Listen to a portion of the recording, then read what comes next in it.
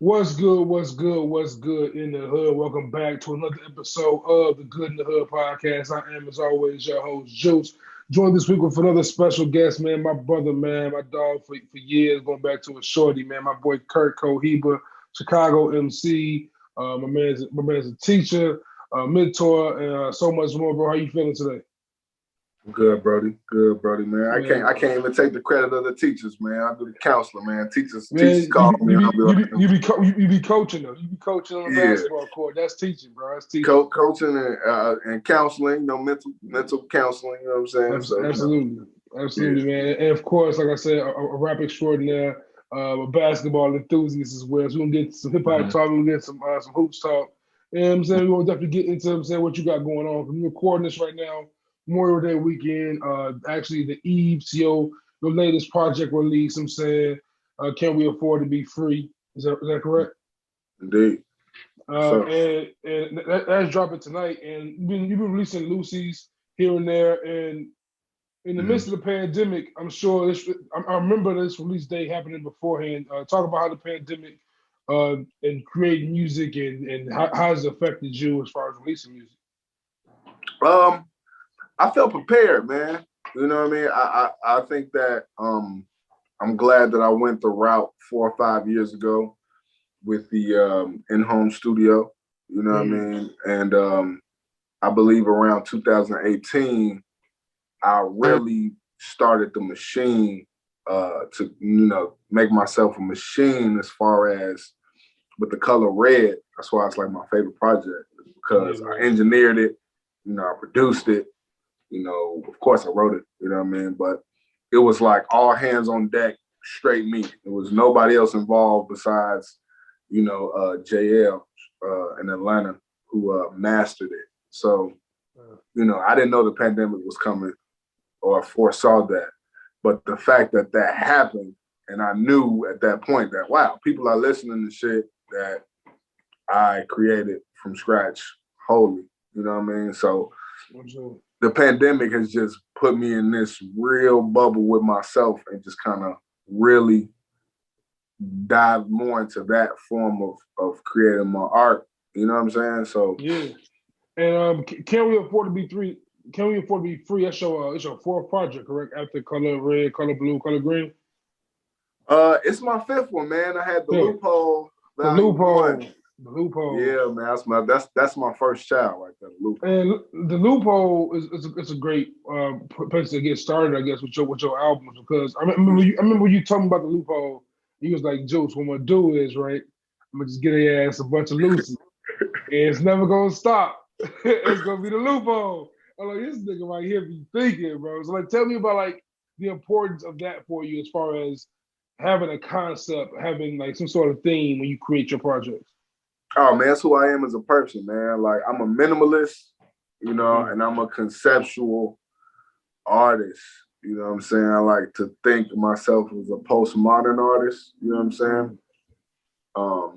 Which means there are no rules. You think of like Andy Warhol taking a picture of a fucking urinal and it's like $3 million, $23 million, you know what I'm saying? Yeah, it's a urinal. Campbell soup cans and shit. Exactly. You know what I'm saying? And I really do feel I've argued with some of my colleagues, like, that's ridiculous. And I'm like, nah, like, I get it. You know what I'm saying? It's art. You know what I mean? It's all art everywhere around you.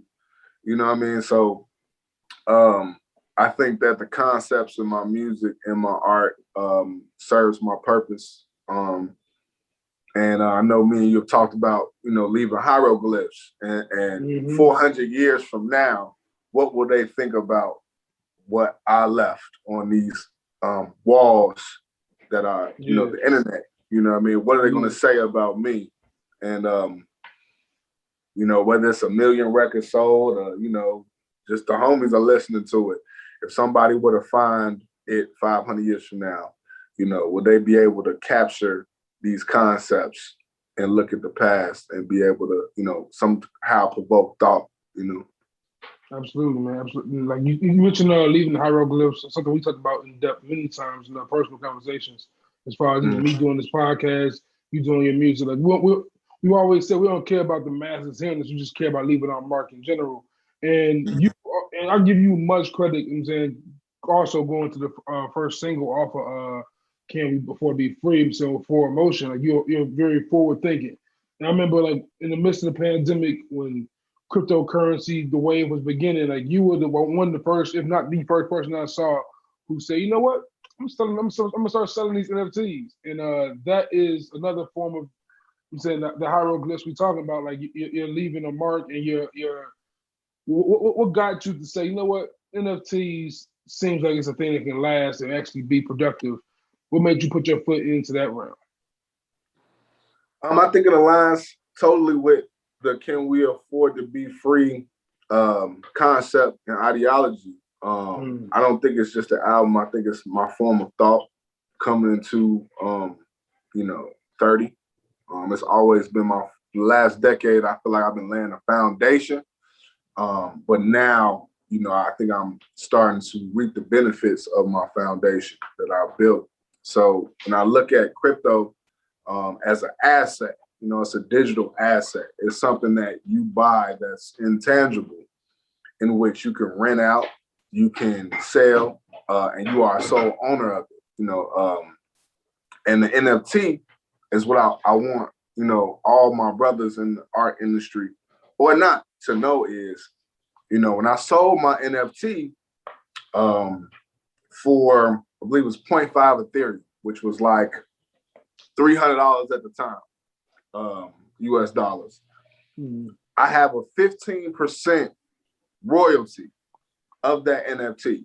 So every time that NFT is sold, I get 15% of that. You know what I mean? And I can change whatever percentage I have when I initially sell an NFT, which will cause residual income. You know what I mean? So when I saw that and I did my research, I was like, oh yeah, I'm in. You know what I mean? I can sell my art and have 30-40%, you know what I'm saying, royalties, and no matter who own it, I'm always gonna get money. So it's like literally investing in yourself, like literally.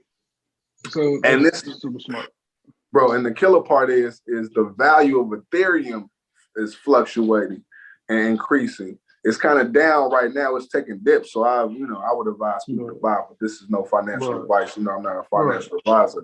But when it dips, or at the time, it was increasing. Like it went up like $300 after I sold it. So now the value that I sold it for is now increasing. So it's like selling you selling your house for $10,000, and then the value of the dollar goes up another $10,000. So you doubling your money while you double your money. You know what I mean? Absolutely. So, and that's just another way, like, to give you more credit, like finding a way to make bread in the pandemic when there's no more shows going on. So, like, you have to kind of do it like through other creative ways. And you made that lane. Talk about like the idea of can we afford to be free? Because when I think about can we afford to be free, of course, there's multiple ways you would look at it. There's, of course, the one being Blacks in America, which we can definitely dive into. But what I also get from it as we speak about NFTs is, for a large part of the last decade or so, music has been kind of free for fans. Like if it's mixtapes, if it's SoundCloud, if it's using your homie's passwords on Spotify, whatever, YouTube, like, you know what I'm saying, all that shit, like it's been free. Like, and when you ask that question, can we afford to be free? You look at, I'm saying, hip hop is very, I'm saying, our culture is very flashy, very, I'm saying, we got to have a certain lifestyle with it. And when you selling a product that's damn near free, it's hard to maintain that. Can you talk about that as far as like artists being pressured to live a certain lifestyle but not getting paid what they do? I think that my goal is that our grandchildren, right? You know what I'm saying? Juice Junior's Juice's son. You know what I'm saying? Yeah. You know, and you know, Curtis, you know, I don't say my whole day. You know, my You know what I'm great saying? Little Snoop. granddaughter, Yeah. my great grandson, you know, they sitting there, they in the backyard. And they kicking it and they talking and they like, you know, 15, 16, you know what I mean? And they look back at us and they can't believe the dumb shit we was doing. You know what I mean? Like, that's my goal. Like, I want my grandson and my granddaughter to be like, I can't believe like this, y'all was talking about killing each other. Like, after all the shit y'all went through, y'all went through Jim Crow, y'all went through slavery, Jim Crow, you know what I'm saying? Crack. Y'all went through all this shit and y'all found a way. You know what I mean? And they're not gonna understand it. You know what I mean? That's the dream. But we've set a path where they don't even think that way. You know what I'm saying? Absolutely. But when you can, you know, you can't rap about killing a dog, you get canceled. Right. You know what I'm saying? But you can rap about killing a nigga, you know, you won't. You know, I don't want, you know what I'm saying? Yeah.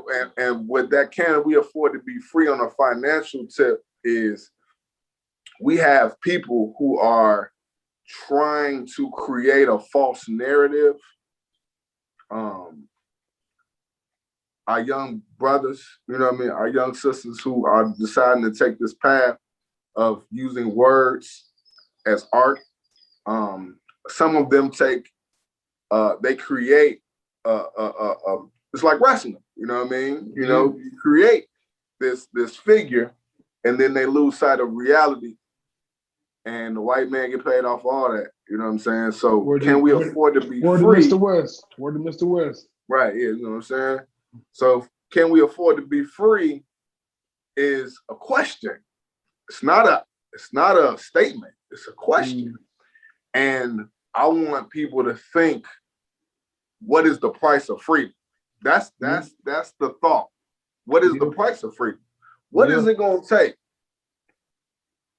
Yeah, it's real. You know?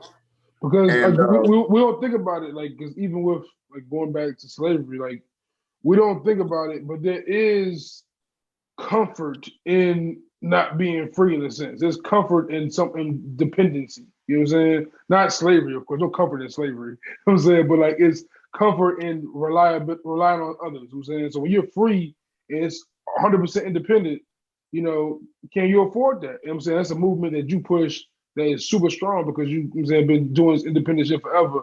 Like, I remember you was doing House of Blues, bro. No album out. You know what I'm saying? Like, you was on that. Like, so like that's a mentality that's very important to have in hip hop, man. I'm glad you out here pushing that. Indeed, brother. And one thing to add too is a leader of ours by the name of Stokely Carmichael, you know, yes, sir. Kwame Ture. He's you know, this actually I was watching him speak and it inspired me. And he inspired the album, Titled, for Legend, sure. Man. Legend. Because he said that history has always taught us from all nations around the world that the price of freedom is death. It was give me liberty or give me death. You know what I'm saying? So when you look at the American Revolution, the French Revolution, the Mexican Revolution, the Haitian Revolution, it wasn't people out there saying, hey, man, like, you know, let's figure this out. You know what I mean? Right. It wasn't civil rights. You know what I'm saying? Right. It wasn't like, you know, it wasn't like, hey, we finna march down the street. And that's not to discredit my ancestors. That's not to discredit my elders. 100%. But Kwame Ture said this: African Americans, Black people in America, are the only people in the history of civilization on the planet that have died for reform. It wasn't like I'm gonna die about America, like we dying to overthrow this. You know what I'm saying? Yeah. It was more so I'm gonna die to drink from a water fountain. Right. I'm gonna die so I can eat at a restaurant. You know what I'm saying? Die so my kids can go to school. Like, yeah. Right. I'm dying so I could just, you know, be human in this place. Right. So it's civil something liberties. Civil liberties. Yeah. So the album has that connotation too. It's not, I'm not saying that, hey man, like, are you willing, I don't want you to go out here and be like, man, I'm finna go to war because war costs money. So can we afford that, But it is a war going outside. I think it's financial, right? I think it's a financial war. And the can we afford to be free piece is to motivate my colleagues, my brothers and sisters, and who motivate me, and saying that one day you have to pay a price. And it might not be death, but it will be your life. And are you going to dedicate your life to your craft for the betterment, of this next generation? 100%. And can you afford that? 100%. And I think about that a lot when I think about the fact that hip hop is pop now. The fact that hip hop is pop makes me think about that a lot because, we grew up in pop music with Britney Spears, Backstreet Boys, and Sync. You know what I'm saying? Mm-hmm. Today, hip hop is pop. And it's not just hip hop, it's typically drill influenced music. You know what I'm saying? That's pop music. Mm-hmm. Like you listen to TikTok joints, spot 'em, got 'em, like that. That term means something. You know what I'm saying? Like it's not a dance. You feel me? Spot 'em, got 'em means something. So when I look at that and the influence that hip hop has, I think about that slavery mentality because like you kind of alluded to earlier. Like you don't hear pop music. You don't hear white music that's about whites shooting whites. You know what I'm saying? They don't allow that. They don't welcome that into the market. But us killing each other is, that's marketable for some reason. You know what I'm saying? And that's kind of why I, like, as a hip hop head, as a hip hop fan, I often sound like a boring, like, piece of board. You know what I'm saying? Because I'm out here talking about like this shit should not be the forefront, but at the same time, get your money, young black man. You know what I'm saying? But at the same time, it's like, why are we promoting this over this? So talk to me about, like, as you as an artist who's independent, who's coming up, who has a message and an idea you're trying to promote, how is it when you look at the landscape and see what's more popular and how it kind of damn near combats what you're pushing? Man, Juice, it's a great question, brother. History repeats itself. I find myself digging in the crates and looking at the history. They call jazz nigga music. 100%. Coltrane, Miles Davis, Dexter Gordon, you know what I'm saying? Dizzy Gillespie. Then they stole that was nigga music. You play like, man, we finna go. I don't know if you watch Godfather Hall, you know what I'm saying? Yeah. And first season, not a spoiler, they say, man, we finna go uptown, listen to this nigga music. You know what I'm saying? It wasn't like, So, and that slowly became like, oh, wow, this is a masterpiece. This is genius. This is revolutionary. After everybody died from heroin and, you know what I'm saying? And Elvis stole the blues and shit. Like all that. That's what I'm saying, man. So it's not even, hip hop is the biggest thing on the planet. Yeah. Period. Speaking of religion, everybody said 100%. 100%. And what I've come to realize is we are the most influential. You know what I mean? Shout out to all my brothers in the Caribbean, brothers in Africa, and all, Black people around the world. But it's no question that we have been through a process that is so unique here, us, 100%. Nas's, the Jay-Z's, everybody. You think from you know what I'm saying, everybody you can think of that's in this culture making an impact, that's Black, whether you like their music or not. They come from a system that is unique to nothing else. It's unique to, there's nothing else that's like it. So there is some form of, it's created some form of attraction worldwide that no one really can explain. There's people that go around and study what we're doing. 100%. And they get paid for it. And they go to these big corporations and go, okay, this is the new way. Or okay, this is what's going on in TikTok, or this is what Juice is doing on his podcast right now. He's got this going. But this, what I'm saying? Like, there's people who get paid millions of dollars to do this. and then take it to big corporations so they can capitalize on our culture, and then they put a new name on it, like Gen Z or whatever the fuck that is. You know what I'm saying? Like, no, it's what we do. So I will always, to answer your question, I feel like it's always smart for us to use the resources that we have around us and truly understand the worth of, our voices, our art, and our people, and to be patient with one another, those around you, because we're doing things that no one else is doing when you're doing that. And another piece is, you have to ask yourself, why would an old white man want to pay a kid from the West Side $10-15 million for no, that's not, unless he's not going to make $20 million off. You know what I'm saying? Real talk. That's how we got to think. You know what I mean? Like, why is he giving me this money? You know what I mean? As I self-destruct. So that's a great question, man. You got me started, man. You know what I'm saying? Now, can we afford to be free, man? That's probably by the time y'all see this is out right now. Absolutely. It's be out May 30th. I'm saying, can we afford to be free? Be out May 30th, man. Make sure y'all tune into it. And before we continue on with other topics, let's stick with your music, man. Can we afford to be free? How much growth do you think you got from your last project, The Color Green, to this one?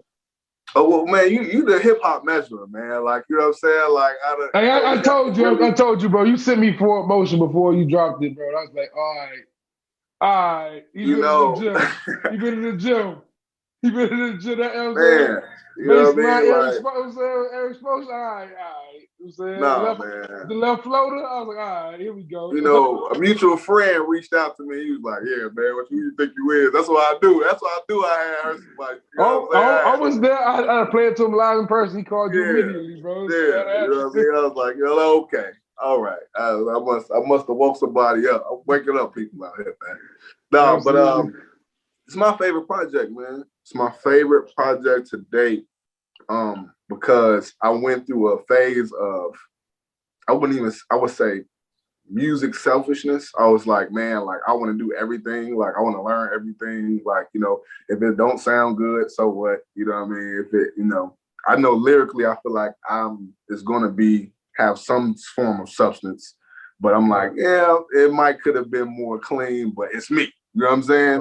Right. And this album is like, I've gotten better with production, and I feel like I've brought my friends back together. You know what I mean? And I'm rapping on other people's beats again. So, it was a real joy for me to make. I got my Kellogg is on the sax, got some live instruments. I can't, do nothing without having live sax. I can't take a shit without having live sax on the damn album. So, of course, you can expect that. Man, I'm really enjoying, having an album again, having a body of work that's more than 5 songs. So it's definitely. How many songs you talking about? How many songs you talking about? It's 13. It's 13. 13? Strong number right there, strong number. And of course, you mentioned your collaborators, you mentioned them saying your live band, and it's all under them saying the umbrella. I'm saying, so talk about Lotto, man. Talk about the mission of Lotto. And talk about everything you do with that. That's been something you've been with you for like what, since 2013? I want to say now. You've been Lotto's been around. I created Lotto in 2010, man. In my dorm. 2010. Yeah, my freshman year in my dorm, man. It was Just talk about upholding that and keeping the umbrella alive and what's to come with that also. Well, man, I'm glad you brought that up, man, because you go to getundertheumbrella.com, you know what I mean? And the umbrella organization is I am no one's boss, you know what I mean? We basically are a group of young professionals, young entrepreneurs from all walks of society, and we like to teach through art, So, you might have a lawyer that make beats. You might have a teacher that plays the saxophone. You might have, you know, a doctor that sings, a counselor that, you know, likes to scat, you know what I'm saying? From Howard to Harvard, you know what I mean? The umbrella's pretty invisible, man. And I just feel like when I started this, I based it off the 1936 United Negro Congress. It was a Great Depression, very similar to, you know, the times that we're in now. Alcohol became legal, very similar to how marijuana became legal. The Roaring 20s, we're in the Roaring 20s right now. So it was just kind of like, you know, if you are a barber and I am, you know, an electrician, you know what I'm saying?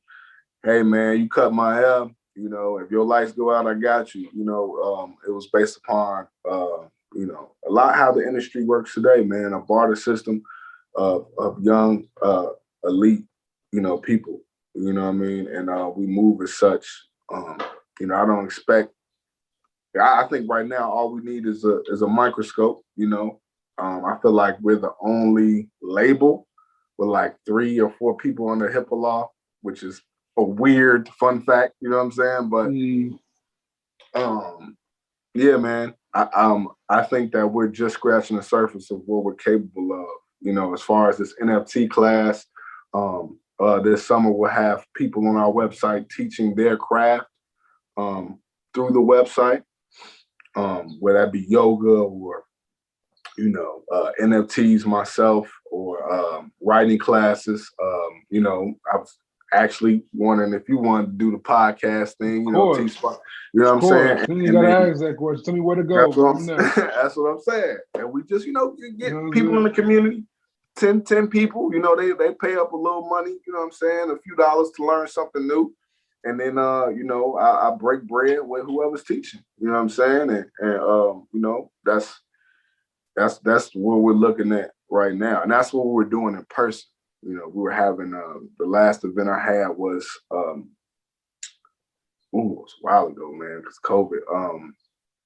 It was the Anatomy and Sound Gala, which we had body paint. Oh yeah, I was there for that for sure. Yeah, it was definitely there for that. Yeah, so you already did. That was a really dope. You know, free champagne, unlimited. You know, mimosas going crazy. Mimosas, yeah. So we're gonna get back towards the more intimate, thought-provoking events coming very soon. Once we get past these phases, you know, and everybody's healing. You know. Absolutely, and you mentioned like. I gotta get into hip hop talk with you, man, because NFTs is super important. NFT class, make sure y'all stay on the lookout for that, bro. Bro, it's very important for us all to be focused on those opportunities, especially with the cryptocurrency wave growing and stock wave growing. Get the NFT class. Make sure y'all get involved. I'm definitely gonna get involved with bro. But definitely it's time to have hip hop talk with you, bro. Time to have some hip hop nerd talk with Curt Cohiba, bro. I'm saying. Okay, there you go, man. See, man, there you go. because I'm saying last time I talked with you, bro, I think Hove just came out with the Nipsey Hussle joint for the Fred Hampton movie, and I think I told you then like that dude is different. And there's this new thing going around, I guess, the internet, as far as who's had the best run in hip hop. And I kind of had this debate recently with Smoother. And Smoother swear, I think he said that Wayne had it. And I don't think there's any way anybody can say it's anyone other than Jay-Z. I want to get your opinion as probably the biggest Jay-Z fan I know. Who has the biggest run in hip hop history? I know how bro think, and you know how he think. You know how he think. So he said Wayne and Drake before he said Hov. Like, he's the ultimate devil's advocate, man. He enjoys. Nothing more he enjoys. That's why he's so perfect for the Good to Hood podcast, man. He enjoys finding ways to go against the grain and make it make sense. He loves that. You know what I'm saying? But it does make sense though. I feel him because, like, hey, bro, I ain't gonna lie. Wayne had a good. It was the Wayne had a dominant run, yeah. Like the 5 years straight, like it was like just mixtapes. Like I remember, I was like my thoughts were forming as a young man, and Wayne was on top, and then I was a young man, and Wayne was still at the top, and then I was going into college, and Wayne The still way had it. still, Like, for you know sure. what I'm saying? It was like kind of like LeBron. Like, you see Brian go to the finals when I was in high school and then like through Man, college. bro. Like, damn, like. Yeah, you gotta give it up to LeBron at this point. Give it up to him now. Like, You know what I'm saying? Like, man, like I went through a whole motherfucker. I went through Life. puberty. This motherfucker still on top. You know what I'm saying? But nah, Joe. It's not. He's not. You know, it's no question, man. It's Jay-Z, man. It's Jay-Z. There's nobody. And you know, he actually makes this point to me. You know what I mean? It's nobody, man. There's nobody that has unprecedented effect musically. I mean, president of Def Jam, for crying out loud. You know what I mean? But Then sign his adversary. Like, hey man, look, I know we had our problems. Yeah, man. You know what I'm saying? I heard Ether. You know what I'm saying? But don't worry about that, man. Just sign this dotted line, bro. We'll be good. Come with this check. Come on, man. None other than the son of my mother's friend. Come on, man. Come on. But Nas finally got some get back. A little bit of get back on Hov. Because Hov has been on this run of just like killing Nas on a low key aside. Like you said, like dropping albums on the same day, killing them on that Sorry Not Sorry joint with Khaled. Like it was unfair what he did to Nas a little bit. And then Nas finally got back on this DMX joint, which I'm very happy about.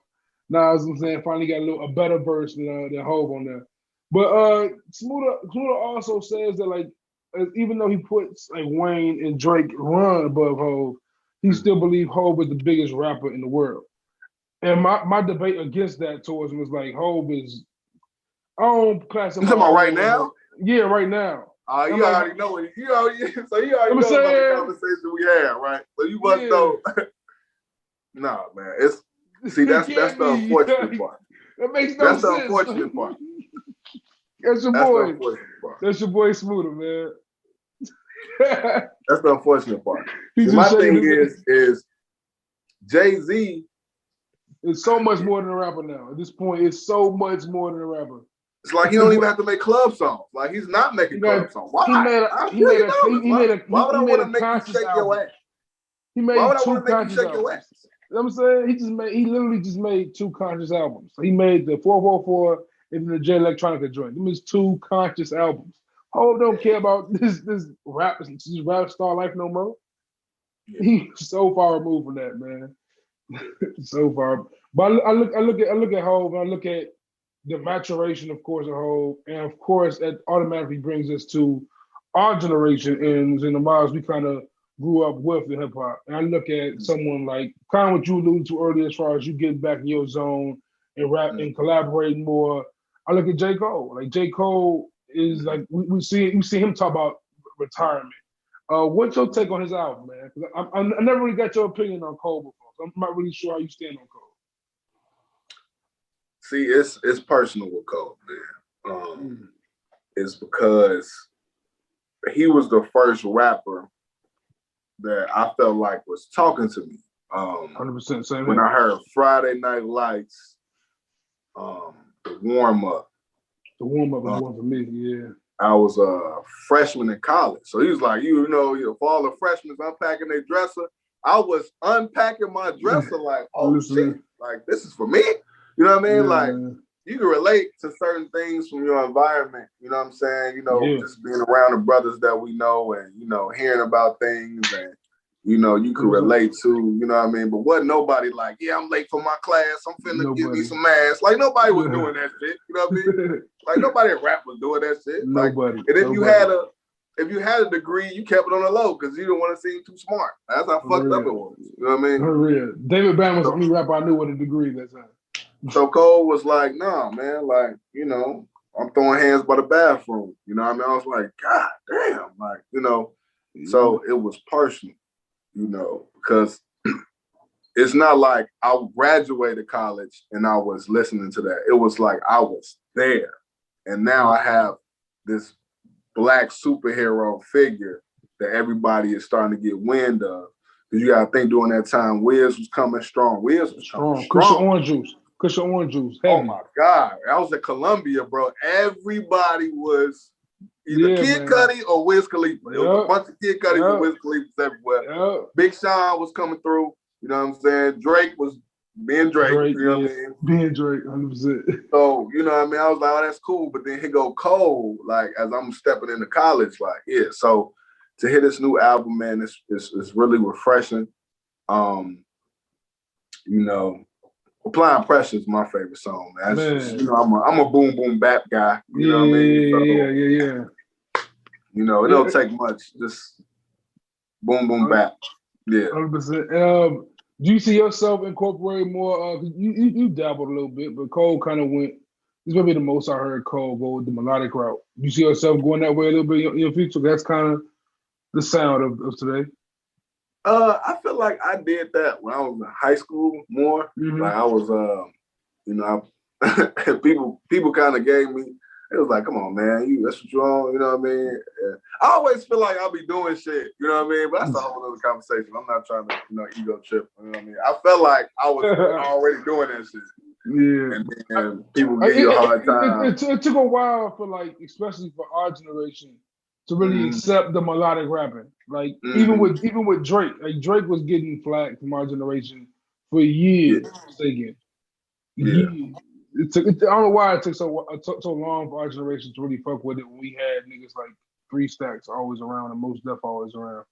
But yeah, it is. Yeah. I mean, I got some. I get harmonious from time to time. You know what I mean? Like it's not like I just be.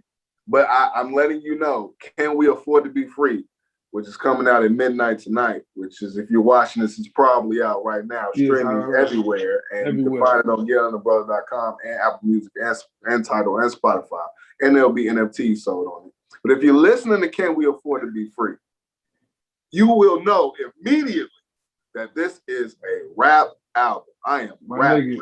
Like the energy. Rap album. Like the energy. Straight hip hop. And that is also a great reason why I kind of fuck with the Cole album, because Cole, like, as much as I'm a huge Cole fan, but Cole ain't gave me this rapping like this in a long time. And I love to know that, I'm saying, rap niggas is still rapping, man. Like even here, you gonna be on that rap energy with this joint. Like, I'm happy to hear that, because I've been especially with the year of the pandemic, most of the music I consumed was like niggas rapping, like Griselda, Freddie Gibbs, Ransom, whoever else. Like it's heavy rapping on here. How do you feel about knowing, like, seeing the balance in the culture, especially with the 30 and up club, that the bars are still very heavy in hip hop? I think it's amazing. I think it's going to lead to retirement plans, pensions, healthcare. One of the more older rappers we have. You know what I mean? Of course, it's a young man's sport, but why? You know what I mean? Like I think that's the whole premise of my organization. Let's get more stories. Like we heard the drug dealer, we heard the drug addict. Like now let's talk about this lawyer over here that's fighting. Or let's talk about this, dentist that got bars. Like why not? Yeah, why? That's why 444 was so great. Like it's like, oh, this is whole in a different entire mindset. This is a whole new, like we seen a whole try to be the older guy who was fly with Magna Carta, which is cool. But him and Hov be like damn near just vulnerable on 444, which made it, made different element. Different dimension of Hov. That shit's man, impressive. I want some of those older guys to give me more experienced raps. You know what I'm saying? Like, not a big fan of the whole mafioso Italian. I'm the black member of the mob. Raps. Yeah. I'm not a big fan. I know the lyrics are there, but it's like they didn't fuck with us. Been there, done that, and that too. Yeah, they don't fuck with us. It's just we were moolies to them. Like, why do I want to be Paul Castellano so fucking bad? You know what I'm saying? If you watch Goodfellas and you see Samuel Jackson's character, you should not want to be part of the mob as a black man. Bro, and The Godfather, there's 4 black people the whole movie. And The Godfather, and you know what they're doing is it's the part where they at the table at the dinner and they serve them drinks and food and shit. That's you know what I'm saying? That's it. And so, I mean, I appreciate one of my favorite movies, by the way. You know what I'm saying? Don't get me wrong. You know what I mean? I love you know what I mean? And of course, there's no attack to, you know what I'm saying, the Italian, culture. You know what I mean? But it's just realistic. You know, when I see, you know, these older hip hop guys and they still coming with 100 bricks, you know, from, you know, off the boat, it just kind of cringes for me. Yeah, That's just my opinion. You know what I mean? I feel that. 100% feel that. But also keeping in with the old and the new, we look at the NBA playoffs amongst us right now, and we seeing the new cats is alive and well. NBA looks very healthy. I'm glad. I'm waiting on you to bring this up. You know what I'm saying? The young boys looking kind of fire, bro. Talk to me how you feeling about the NBA right now? Seeing LeBron, I'm saying his 30s, KD in his 30s, but the young cats is eating, as we see. I'm saying last night, Jason Tatum put KD, I'm saying, away for making a 2-1 series. You know, I'm glad the Clippers got one yesterday. Man, yeah, that was important for them. That was hurting my heart. It was hurting my heart. It was ugly. Because Luka coming down 1 foot, good, left hand, too small out west. Come on, man. That's what he said to us, but he's too small, bro. You know what I mean? Left hand, right hand, fade away, dunking on marks. Them free throws hurt his ass, though. They did. But I did notice that once he started losing, man, my shoulder hurt. What was that at? You know what I'm saying? Game, you know what I'm saying? What was that at in the beginning when you was, you know what I'm saying? But nah, man. That's a LeBron trick. You know that. Yeah, that's his favorite player. You know what I mean? Hey, man, there will not be any slander. I will not allow it, bro. You know what I'm saying? He's doing too much for us out here, man. You know what I'm saying? He might bless us after this. Hey, he come to Chicago? He's doing too much for us, man. Come on, man. He's doing too much for us. But I can't though. I gotta separate basketball. Bigger than basketball for sure. Yeah. But yeah, man. Ja Morant, man, you know, Trey, you know what I'm saying? Who else? We had a heated argument one day. I'm saying, I think it was me and you, and we were on the same side of this argument. I'm saying two of us was like Ja Morant better than Kyrie. And Ja Morant is looking thorough, but you can't put him over Kyrie just yet, even though Kyrie did have a rough game yesterday. Mm-hmm. You still stand by that with me, man? You still stand with me on that? This is. I'm glad you brought this up because I want to be clear on what the argument is that Ja Morant will be better than Kyrie Irving in 2 years. That's where it started. That's where it started. So I'm the type of person, you know what I'm saying? I'm old school to the bone. 100%. I'm not finna bet on what could be. That's just not who I am. Right. You know what I mean? I don't bet on potential. You know, I need to know what's going on. Right. Kyrie Irving is number 7 on the NBA Finals all-time list of scoring in the finals. He averaged 27 in the finals. People talk about LeBron. Oh, well, you did it without LeBron. Yeah, but LeBron couldn't do it without that. That's a fact. That's a fact. Right. So, if Kyrie wouldn't hurt that 1 year, they might have won 2.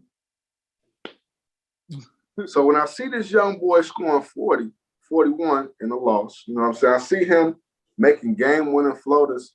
I love his game. I love what he's doing. I feel like he's got a killer instinct that not many people have. I saw it in his eyes at the end of that his first playoff game. I said, okay, I understand, you know. But this is the only thing is I need to see you do it in early June or nowadays in the finals. I have to. There are brothers that will give you 40 in the first series, will give you 35 in the second series, in the conference finals, unbelievable. And as soon as it get hot outside, it's like, okay, you know, it's like, all right. You giving me 8.6 rebounds, you know what I'm saying? Like, it ain't the same. It's very few. Sound like playoff P? Man, it's very few. It's a chosen few that's gonna give it to you, whether you at Rucker Park, you were on 5th and Maywood. If you at the finals, I'm gonna bust your ass. 100%. There's only a few people like that. You know what I'm saying? When I'm playing on a Fisher Price rim, 10 feet on a crate, it don't matter. if you my grandma, it's only a few people like that. So who's your finals matchup? What's your pick for the finals matchup? I'm gonna go. Ooh, I'm looking forward to this.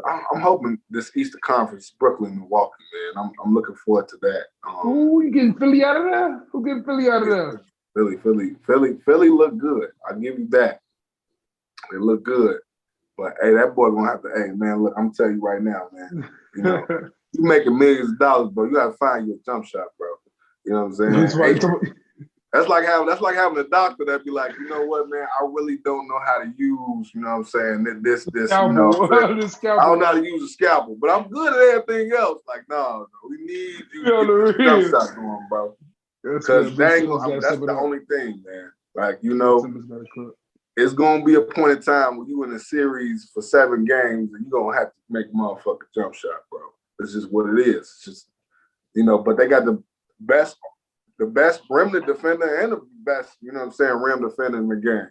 I mean, we just seen saying the era of, we didn't see it. We heard the era of Tragic Johnson. We heard the era of Ace and Kid. You know what I'm saying? The no J point guards. You know think Ben Simmons can do it without J? We didn't see Rondo, you know what I'm saying? I mean, we ain't gonna disrespect Jason Kidd. He knocked down the 15-footer if we need to. But I mean, back in early years, it was Ace and Kid. Right. He called him Ace and Kid. Then he got his jump shot. Now he's like the top 5 3-point shooter of all time, I feel like. So he definitely perfected this shit later on. So that was when the under was like 205, man. Like that was back when Bob scored 80, 90 points. You know what I'm saying? Niggas not scoring the 120 a game. Motherfucker scored 80 points a half now. That's fair. You got to shoot now, bro. Like, you got to be out there. Right. What you gonna do? You'll tell Kyrie, hey, man, slow down on the, you know what I'm saying, KD, hey, man, let's try to get them to drive. No. But I think it's going to be, man, this is what I'm thinking, man. I'm thinking Milwaukee versus Brooklyn, you said the Eastern Conference. Eastern Conference. And right. The Western Conference, that's where it gets tricky, man. You think Lakers gonna pull it off? You think Lakers gonna pull off the upset in 7-2? I think it's possible, man. I think it's possible. If Andre Drummond could get you a good 10 and 10, man, he ain't gotta do much. If he can score 15. Matter of fact, shout out to Andre Drummond, man. If you're watching this, probably could, you know what I'm saying? We just, you know, come across it. You feel me? Real. I came up on some nice money because you had 15 points in the W. You know? Came up with some nice money. Everybody counting them out, man. They're like, oh man, you're not a good fit. As soon as I put my money on him, he showed up big. So he definitely a better fit, I feel like. And I think Dwight and JaVale did a great job last year. But I feel like what Drummond can do can be more consistent. If he can just stick around, it can definitely pull up upset, especially in Phoenix. Now, if they pull upset in Phoenix, they'll clear shots to the finals. Yeah, man. So, the Western Conference, man, it's tough. Every series can go either way down there, like in the West. It could be Utah. Man, it's Utah. If my boy can stay healthy, you know what I'm saying. Spotty can stay healthy. Mm-hmm. That boy give you 60 in the bubble. You know what I'm saying? 55 in the bubble. That boy was. I gotta count. You know, I gotta. Even if Denver wins this series, you know what I'm saying, they gonna need Maul. They're not doing nothing without Maul. No, not against Donovan. No, not against Donovan. Yeah, man. I mean, I want to be corny, I guess, and go Brooklyn and LA, man. You know. See, I think that's the answer. That's probably the best matchup. But only thing I hate about it is like, man, if that happens, was all this shit pointless? We all knew this was gonna happen. We all knew this was gonna be the two the guy go against. That's basketball, man. It is basketball. It's basketball. You know, I mean, you can predict it. How you feel about how you feel about Chicago 2.0? The Knicks. Man, I bet on them yesterday too, man. That shit hurt. That loss hurt. Trey ass hungry. I had Pooh 25 plus, and they win. He got 30. He just couldn't get the job. Yeah. These young men, they was chanting overrated, you know what I'm saying, for Randall, Julius. Yeah, I just feel like, man, they ain't. It's only the real. It's only a few real, And Pooh was like, no, I'm back. Like, no, like, fuck y'all talking about. He been give me there. the ball. He been there. He been on the big stage. He been on that big stage. I feel like Julius. Julius got to find his footing, because I feel like Julius, even though in the regular season he wasn't looked at as a star, I feel like in the playoffs that weight hits you different. Yeah, he's 6th man of the year and all that. I mean, that's most improved and shit. You know what I mean? Yeah. Ain't no surprises in the playoffs, man. You seeing the same guys. Yeah. So I think that I like Quickly. You know what I mean? I like Quickly and D Rose, but yeah, man, the Knicks. I wish the best to Chicago Knicks, man, but it's just. I feel like Pooh the only one, man. Pooh the only one who looked like he won it yesterday. 100%, man. He gave traded business. And before I get you out of here, I gotta ask you about like the question that's like one of my favorite questions in NBA right now, because I used to be a big person who was I used to call Westbrook overrated for years, and seeing him like continually do the triple double thing, I don't know how it's got me, but it's impressed me. And I realized, like I'm saying, even though I know he probably has to redistribute or reconfigure his game to make it so that they can win with him getting triple doubles or putting the wins over the triple doubles. I gotta acknowledge how great it is. This nigga just does it so easily. He get triple doubles and shit. He can get 20-20-20 when Nipsey Hussle dies without even thinking. Damn it. Where do you put Westbrook on an all-time point guard list? You have an all-time point guard. If Russell Westbrook had at least 3 championships by the way he balled, he would be the best point guard ever. like, bro ass be having triple doubles like every time he plays. It's nothing, bro. Like it's nothing to him. That's ridiculous, bro. You know what I'm saying? Like you can't just pretend like that ain't happening. Like he's like, you know what I'm saying? 182, bro. Do you know how bad you have to want to do the things you're doing out there? You know how bad you have to want it to have a triple double all the time? Man. You know what I'm saying? Like that's just crazy. Man. So it's just, is it conducive to winning and late game turnovers and playoff once again? Playoffs come, Yeah. That's big turnovers in the playoffs. You know what I mean? So but man, as far as somebody who would kill you with the basketball if they could, as far as will, man, hats off, man. Like, bro is one of a kind for sure. If you had to I'm gonna take these 2 players and tell me who you will rank higher on the all-time list. Chris Paul, Westbrook. Tough, I know. I'm sorry, bro. I had to do it to you. Because Chris Paul loses in the first round this year, which is possible. Chris Paul gonna get looked at, bro. We got to start questioning. Can this nigga win as the best player on the team, bro? President of the union, State Farm. See him on State Farm on every channel. I was saying for the last 2 years.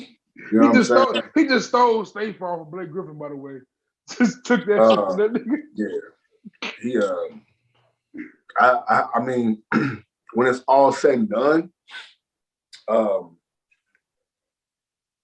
I think people are going to look at the numbers and people are going to say, wow, like this guy has the most triple doubles ever. By far.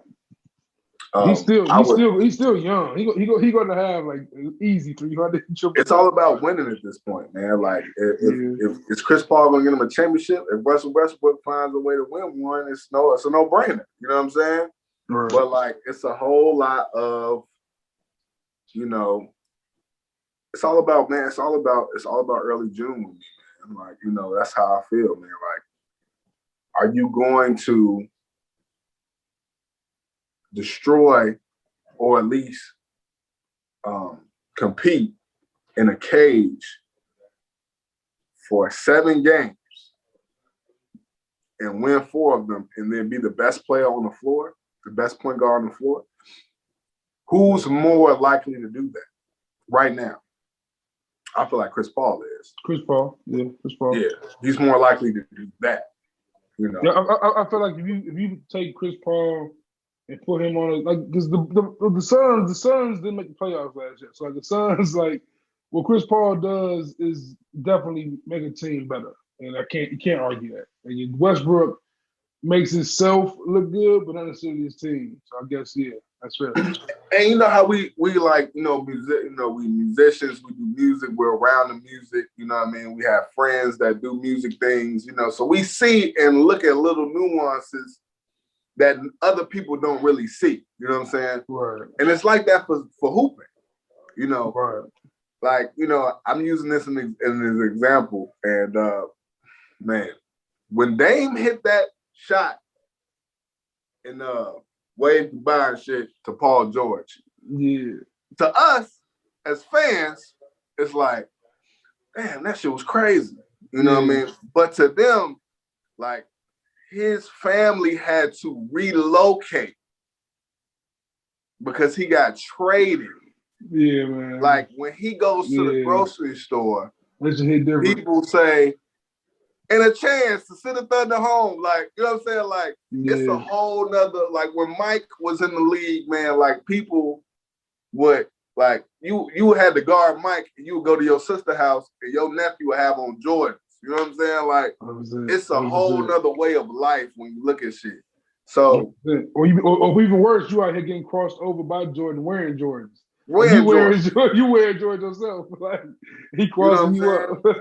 Your mama asked her for an autograph and shit. You know what I mean? Like, hey, man, maybe you can, say hi to Mr. Jordan for me. You know what I mean? 100%. Like, that's the type of shit 100%. that was happening to rookies in 100%. 90, you know what I'm saying, 98, 99.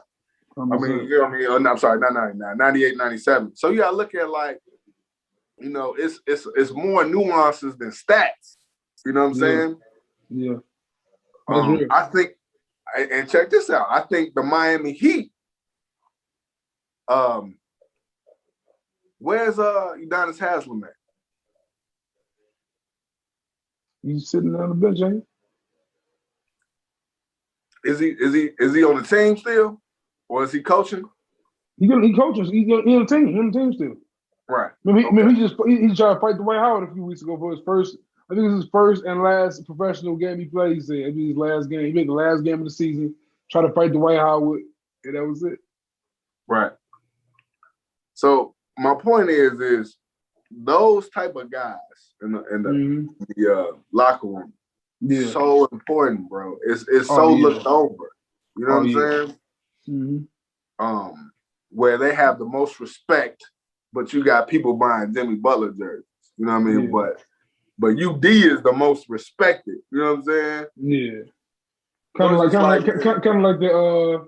the not the Rodmans, but like the Charles Oakleys of the world, the Vernon Maxwells of the world. Yeah. 100%. Exactly. And lastly, before I get you out of here, man, you mentioned on the top that you are a counselor for the kids. And I was going to ask you, saying first off, how's your mental health? How's your mental health going right now? As your project's about to drop, and said life's happening, the world's about to be back open. How's your mental health going, bro? Before I get you out of here. Oh man, I'm in a great space, man. I'm in a great space creatively. I try to divide my life into thirds where I think of counseling, music, and home, which is home would be like health, my relationships, my values, and then music is my creative space and where that is, and then counseling is, how I'm helping others. So I feel like right now I'm in a balance. I feel like I'm in an uncomfort when it comes to with the growth and my plans that I have. But yeah, man, I'm in a great space mentally because I'm enjoying the journey, man. I'm enjoying, the intervals of up and down. You know what I mean? I'm not, when I feel this down, I'm not like, oh my God, like the world's going to end. There's something called self-talk where it's like, if you get a C on a paper, are you saying, damn, I was 2 grades away from an F. Like, this shit sucks. Like, I'm terrible. I'm not smart. Like, damn, I might as well quit. Or you're going to say, well, I'm 2 grades away from an A. You know what I'm saying? So it's just to have that mentality of half full when times gets tough, you know. Absolutely. And I asked you that for multitudes of reasons. One, say my friend, my brother, and also I'm saying I know as a independent, a businessman, an artist, like I can only imagine the pressures that apply. We were talking about the NBA, and you made a great point there as far as like when Paul George gets shot on. I'm saying he has to change teams and how he has to see people in the grocery store. His Twitter floods like. That shit definitely affects mental health. We hear Kyrie Irving, we hear Kevin Love talk about these things. Naomi Osaka just came out and she won't do the press because when she does press, they ask her about the possibility of losing, or they'll ask her about her loss, and it just kind of adds to the depression of it all. And this and we're recording this on May 29th, I'm saying the day before your album drops, and also the end of Mental Health Awareness Month. And I just want to like get your take as a person who's pursuing a career in the public eye. He's at least having the public, I'm saying, you want the public to buy your product, or you don't want the masses maybe, but you want an audience of some sort. How is it dealing with criticism? How is it dealing with trying to meet people's approval in a sense? How is it dealing with that and managing your mental health? I think that we are in a space where our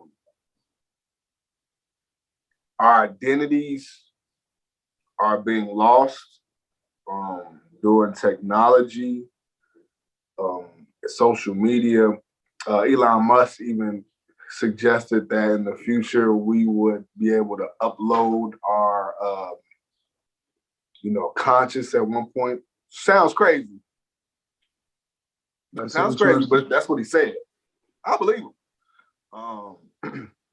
Where, we are not using our minds as much because we have access to everything in our phone. You gotta ask you a question, what's the capital of Moscow? You can just goof out. You know what I'm saying? Like, what's the capital of, how many, you just type it in. And I think that the mental health piece and reason why I say this is, if you make a certain amount of money, if you are in the public eye, there is a sense of that I know you. But yet I can dehumanize you, So now you're being dehumanized, and there's a false sense of I am who you think that I am. You know what I'm saying? I am who you think that I am. And now you're going to judge me based upon the images you see from your phone. Right. We see that with the Knicks fans spitting on Trae Young and shit like that going on right now. Man. But they wouldn't spit at the motherfucker that, you know what I'm saying, that's disrespecting them on the street. Not at all. They wouldn't bust a brick. But they don't spit on, Trae Young. They don't throw popcorn on Russell Westbrook. You know what I'm saying? Like, there's America's hilarious, dude. Like, it's hilarious. Too funny, man. It's a joke. No, so when you look at so my thing is I just try to stay centered, man, and also stay and keep good company. And of course, I'm not at the point where you asking the wrong friend. I ain't your famous friend. You know but I mean, you've been showing that, and like you've been showing that in a sense. Like even as far as you selling the NFT for 300, like or 0.5 Ethereum, like that. That takes a fan base. It takes public knowing who you are to a certain extent, even if it is somebody or some people like that's you. When you make your music isn't necessarily, I'm saying, club carefree music. You making shit that's kind of vulnerable and kind of personal. So like that's still the same. It's not about fame. It's about being comfortable with being open for. I'm saying you're open for criticism, regardless of if you have a million followers or 5,000. Like you're open for criticism, and it takes encouragement. I look at LeBron. I look at like in my atmosphere as a podcaster, I Mhm. always say I don't want to be a podcaster as big as Joe Budden. If it happens, it's cool. But I don't want that scrutiny where people in my personal life for real. Like, chill out. Like, there's boundaries there. But once you hit a certain stage, there's no boundaries, and that is where the mental health. That's what the mental health scares into my mind. Like, damn, I can't. If I say this, now my whole family is exposed. I'm saying like Yeah. people, Yeah. it's a whole different realm. I look at like John Morant family getting, I'm saying, yelled at in the stands. Like, what? I'm not playing basketball still. My family getting cursed at. You know what I'm saying? Yeah. I totally understand that perspective, man. And I feel like as an artist, I think I've been I think I've the type of music that I'm making, I think the energy I'm putting out has helped me to attract a certain type of listener. You know, I feel like I'm a kind of a niche artist. You know what I mean? Like I can see myself at like, you know, smaller functions. You know, I don't think I'm. But if it ever gets to the point where I'm selling out Bro, massive, you was performing House of Blues with no album, bro. You can do what I'm saying. I understand, yeah. But even when I looked out to the crowd, it was love. You know what I'm saying? It wasn't like nobody like in the corner, like 100%. I'm just you know what I saying, mean? 10 years, you might be at Madison Square Garden. You know what I'm saying? You never I know hate what I'm it, saying. I hate it. I feel like all I could do is you know, adapt. You know what I'm saying? I think that the game is going to belong to those who aren't the smartest, who aren't the strongest, but those who can adapt. And, you know, if I have to adapt and make sure that, you know, I do whatever I can for my family to be safe and for me to keep my sanity, you know what I mean? Whatever that looks like, I know that I'll figure that out, you know? Man, that's powerful. But, you know, if it does get to that point, man, where people, you know, because I do, you know, I'm even on this podcast, man, we was talking about some radical shit, you know what I mean? It may come to a point where, you know,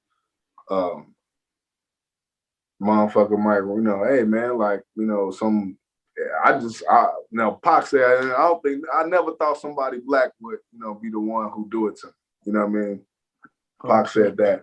And I think that that's the problem. We got to worry about people coming in our own communities, people outside our communities, you know, but I'm ready for that. You know what I mean? Like, you know, we good 100%. On that. So that's a great mindset to have, bro. That's a great way to close it. I feel like, man, I'm proud of you for having that mindset. Proud of you for about to release your fifth project. You know what I'm saying? Tell everyone where they can find you, where they can follow you, and most importantly, where they can find the project as it is out now. Yes, man. I'm Curt Cohiba. Rashidi Amir is my ritual name, Righteous Prince, man. You can find me at Curt Cohiba. You can go to getundertheumbrella.com. And Can We Afford to Be Free is an album based upon the price of freedom. And you can find that on Apple Music, Tidal, Spotify, Google Play, all streaming platforms. And if you would like to purchase an NFT and you got some Ethereum laying around somewhere, you can go to wearable.com and you can type in Curt Cohiba and I'll pop up there as well. So Can We Afford to Be Free is here. Curt Cohiba, my brother, man, you're always good in the hood, man. Based upon the price of freedom, it's just a dope bar. I'm saying, and make sure you please follow the pod, man, at Good in the Hood Pod on Instagram, at Good in All Hoods on Twitter. Follow me on Instagram at Juice in the Hood, at Juice in All Hoods on Twitter. And please support, show love, and keep up to date with the episodes. Go to www.goodandallhoods.com. Love to you, my brother, man. Love God, man. Peace to you, man, and your family, man. Tell your moms and your pops to say hi, man. Likewise, bro. Always love, man. Till next time. We out. All right, brother.